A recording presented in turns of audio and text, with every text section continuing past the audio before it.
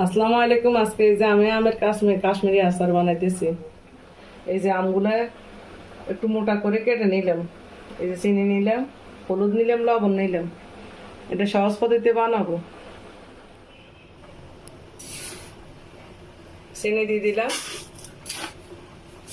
এই মাপে 4 চামচ দিব।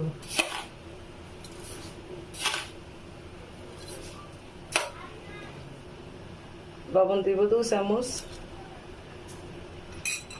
হলুদের গুঁড়া 1 চামচ, আর অল্প একটু দিব কালারের জন্য। এটা কোনো মানে দিলেও সারা, না দিলেও কোনো সমস্যা নেই। এখন আমি আমগুলা সবগুলা মিক্স করে নেব।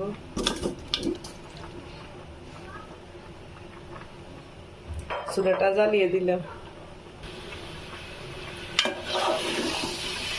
এখন এগুলো নিয়ে নেব।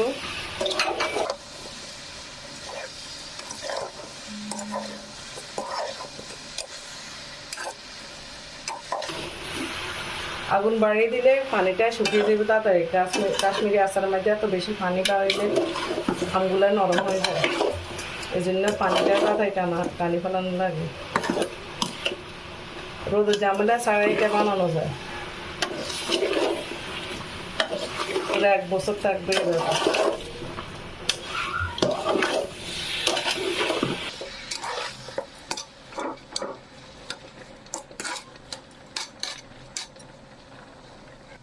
হালকা একটু ফুড কালার দিয়ে দিব, একটু অপশনালে দিলে আসার, না দিলে আসার, একটু কালারটা সুন্দর আসবে।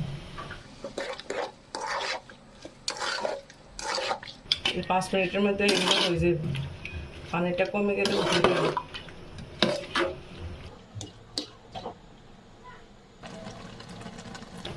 এই যে বরফ আসে গেছে, পানিগুলো একটু শুকিয়ে গেলে উঠে ফেলবে।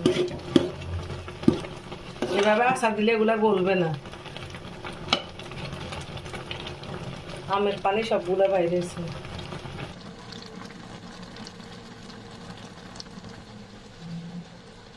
এই যে জলটা শুকিয়ে আসছে, হালকা আর একটু কমে গেলে আমি উঠে ফেলবো।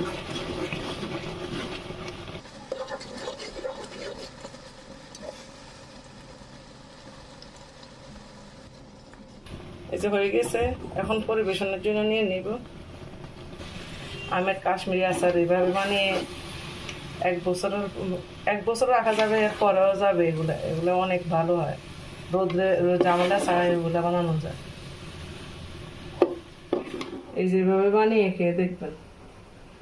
আমার চ্যানেলটি দেখবেন, সাবস্ক্রাইব করবেন। আজকের মতো বিদায় নিলাম, আল্লাহ হাফেজ।